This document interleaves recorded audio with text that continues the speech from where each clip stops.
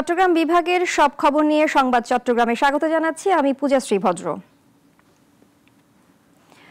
HSC ও সমমান পরীক্ষায় এবার সারা দেশে জিপিএ 5 পেয়েছেন ৬৯,০৯৭ জন, যা গত বছর ছিল ১,৪৫,৯১১ জন। এবার সবচেয়ে পিছিয়ে কুমিল্লা বোর্ড। এবারের ফলাফলে ৯টি সাধারণ শিক্ষা বোর্ডের মধ্যে পাশের হারে এগিয়ে ঢাকা শিক্ষা বোর্ড, আর ফলাফলে সবচেয়ে পিছিয়ে কুমিল্লা শিক্ষা বোর্ড। ঢাকায় পাশের হার ৬৪.৬২ আর কুমিল্লা শিক্ষা বোর্ডে ৪৮.৮৬। চট্টগ্রামে পাশ করেছে ৫২.৫৭% শিক্ষার্থী, রাজশাহীতে ৫৯.৪০%, যশোরে ৫০.২০%, বরিশালে ৬২.৫৭%, সিলেটে ৫১.৮৬%, দিনাজপুরে ৫৭.৪৯ এবং ময়মনসিংহে ৫১.৫৪% শিক্ষার্থী পাশ করেছেন। দীর্ঘ ৪৪ বছর পর চট্টগ্রাম বিশ্ববিদ্যালয় কেন্দ্রীয় ছাত্র সংসদ চাকসুতে ফের নেতৃত্বে ফিরেছে ইসলামী ছাত্র শিবির। সম্প্রীতির শিক্ষার্থী জোট নামে সংগঠনটির সমর্থিত প্যানেল এবারের নির্বাচনে ভিপি ও জিএস সহ মোট ২৪টি পদে জয় পেয়েছে। অন্যদিকে প্রতিদ্বন্দ্বী জাতীয়তাবাদী ছাত্রদল থেকে শুধুমাত্র এজিএস পদে জয় এসেছে। গণতান্ত্রিক, দখলমুক্ত ও নিরাপদ ক্যাম্পাস গড়ে তোলা হবে বলে জানিয়েছেন বিজয়ী প্রার্থীরা। একে আজাদের রিপোর্টে বিস্তারিত।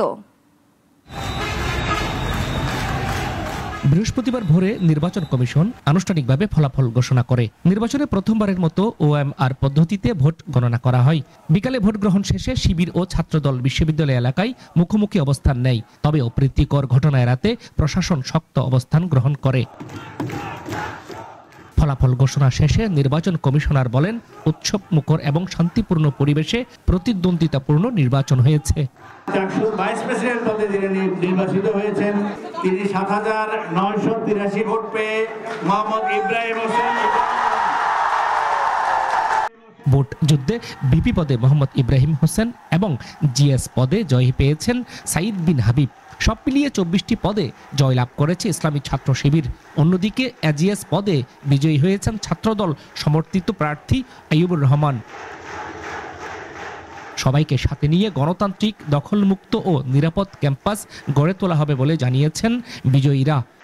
যে চাকসু শিক্ষার্থীর অধিকার আদায় করতে পারছে কিনা আমি বলতে চাই, আমরা যদি কখনো পথ ভুলে যাই, কখনো যদি শ্রুতি বিশ্রুতি আপনাদের মনে হয়, আপনারা অবশ্যই আমাদেরকে পরামর্শের মধ্যে রাখবেন। শিক্ষার্থীরা আমাদেরকে যে আমানত তারা রেখেছেন, আমরা যেন এর পরিপূর্ণ বাস্তবায়ন করে এই জন্য আপনাদের সবার সহযোগিতা চাই। চাকসুর ইতিহাসে এটি সপ্তম নির্বাচন। এর আগে সর্বশেষ নির্বাচন হয়েছিল ১৯৯০ সালে। ছাত্র শিবির ১৯৮১ সালের নির্বাচনে প্রথমবার নেতৃত্বে আসে, তবে ১৯৯০ সালে সর্বদলীয় ছাত্র ঐক্যের কাছে পরাজিত হয়। ৮০-র দশকে চট্টগ্রাম বিশ্ববিদ্যালয়ে ছাত্র শিবিরের ছিল শক্ত অবস্থান। তবে ২০১৪ সালে আওয়ামী লীগ সরকারের সময়ে সংগঠনটি কার্যত নিষ্ক্রিয় হয়ে পড়ে। প্রায় এক দশকের নিষ্ক্রিয়তার পর ২০২৪ সালের আগস্টে তারা আবার রাজনীতিতে সক্রিয় হয়। মাত্র এক বছরের ব্যবধানে এমন জয়ে ক্যাম্পাস জুড়ে আলোচনার সৃষ্টি হয়েছে। অনেকে বলছেন এটি শুধুমাত্র একটি ছাত্র সংগঠনের প্রত্যাবর্তন নয়, বরং বিশ্ববিদ্যালয়ের রাজনীতিতে একটি বড় পরিবর্তনের ইঙ্গিত। একে আজাদ, নাগরিক, চট্টগ্রাম। চট্টগ্রাম মহানগর বিএনপি সদস্য সচিব নাজিমুর রহমান নাজিম, বিভাগীয় শ্রমিক দলের সভাপতি এএমএম নাজিম উদ্দিন এবং বিএনপি নেতা ইদ্রিস আলমের দ্রুত সুস্থতা কামনায় দোয়া মাহফিল অনুষ্ঠিত হয়েছে। বুধবার নগরীর বকশিরহাট ওয়ার্ড বিএনপির অঙ্গ ও সহযোগী সংগঠনের উদ্যোগে চাকতাই চাউলপট্টি সুফি সোবাহান সওদাগর জামে মসজিদে এ আয়োজন করা হয়। মাহফিলে ওয়ার্ড বিএনপির সাবেক সাধারণ সম্পাদক নূর হোসেন নুরু সহ সংশ্লিষ্টরা উপস্থিত ছিলেন।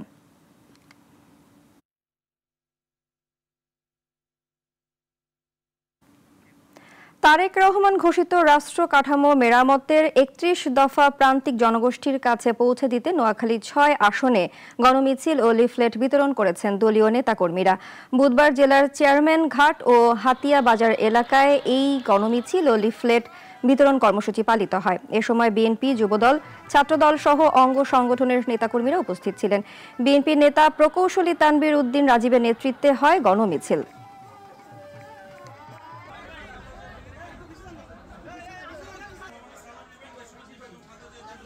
মানুষ মানুষ স্বপ্নের বাংলাদেশ বিনির্মাণের জন্য তারেক রহমানের নেতৃত্বে ঐক্যবদ্ধ হয়েছে এবং আগামীতে ভোট বিপ্লবে বিএনপি নিরঙ্কুশ বিজয়ের মাধ্যমে এটি বাস্তবায়ন ঘটবে।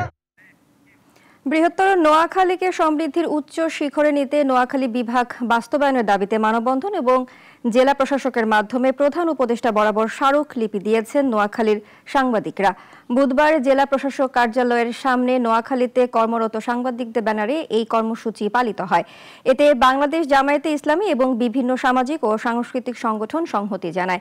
এ সময় বক্তারা ভুলুয়ার সীমারেখা বর্তমান নোয়াখালী, ফেনী, লক্ষ্মীপুর, চাঁদপুর এবং কুমিল্লা ও বিবাড়িয়া জেলার অংশ বিশেষ ভৌগোলিক অবস্থানকে নিয়ে নোয়াখালী বিভাগ বাস্তবায়নের দাবি জানান।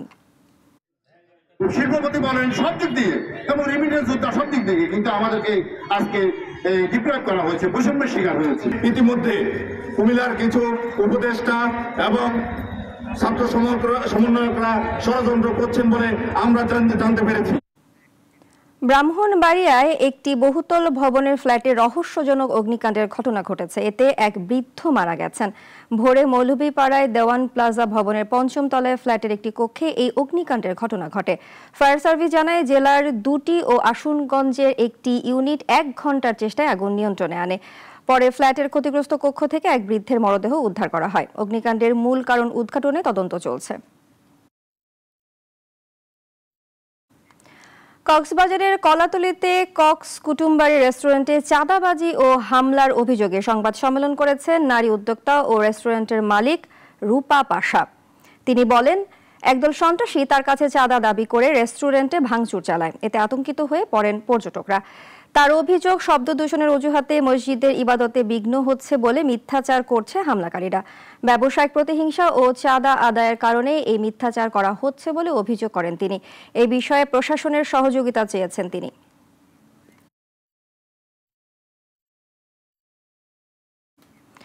লক্ষ্মীপুরে আধিপত্য বিস্তারকে কেন্দ্র করে যুব দলের ২ গ্রুপের সংঘর্ষে অন্তত ২০ জন আহত হয়েছেন। বুধবার রাতে শহরের ঝুমুর ও মোটকা মসজিদ এলাকায় এই ঘটনা ঘটে। আহতদের মধ্যে গুরুতর অবস্থায় একজনকে ঢাকায় পাঠানো হয়েছে। স্থানীয়রা জানান, যুবদল নেতা জাহাঙ্গীর ও তারেক গ্রুপের মধ্যে প্রথমে কথা কাটাকাটি হয়, পরে তা সংঘর্ষে রূপ নেয়।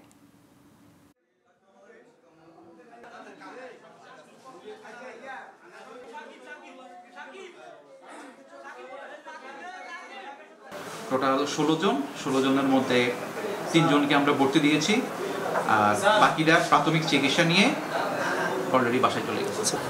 এক পক্ষ আরেক পক্ষের উপর আঘাত করে। এক্ষেত্রে এক পক্ষের জাহাঙ্গীর, যে তার মাথা ফাটা অবস্থা, সে হাসপাতালে আছে। তার অনুসারী তার ভাই, ছোট ভাই দীপু হাসপাতালে আছে। কাফতাই হ্রদ থেকে মাছ ধরা ও বাজারজাতকরণ বন্ধ রেখেছেন জেলে ও ব্যবসায়ীরা। এতে বন্ধ হয়ে আছে মৎস্য উন্নয়ন কর্পোরেশনের রাজস্ব আদায়। বুধবার সন্ধ্যা থেকে মাছ ধরা বন্ধ করা হয়েছে। বন্ধ রয়েছে মৎস্য পরিবহন। ব্যবসায়ীদের দাবি, গত ২ বছর ধরে মাছ ধরে তা অবতরণ ঘাটে অবতরণ করার জন্য স্বল্প সময় নির্ধারণ করে দেওয়া হয়।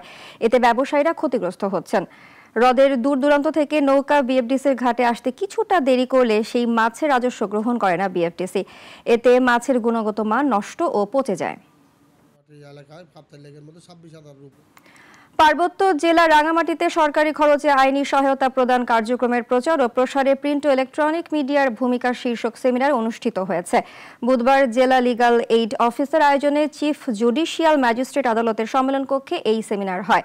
সেমিনারে লিগ্যাল এইড সম্পর্কে মূল প্রবন্ধ উপস্থাপন করেন জেলা লিগ্যাল এইড অফিসার ও সিনিয়র সহকারী জজ মোহাম্মদ আমানত উল্লাহ শাহিন। বক্তারা বলেন, আপোষযোগ্য বিরোধ নিষ্পত্তিতে লিগ্যাল এইড গুরুত্বপূর্ণ ভূমিকা রাখছে।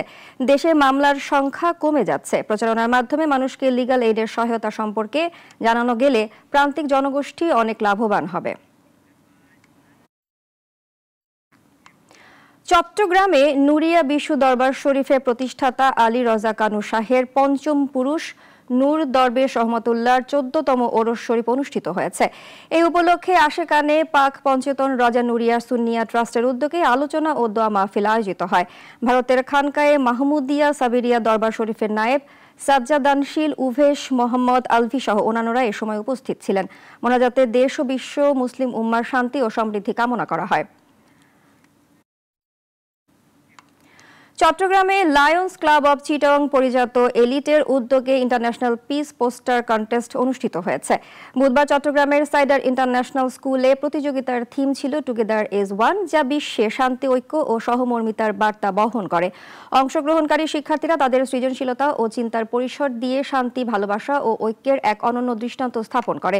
ক্লাবের সভাপতি লায়ন মির্জা মোহাম্মদ ইলিয়াস সহ সংশ্লিষ্টরা এ সময় উপস্থিত ছিলেন।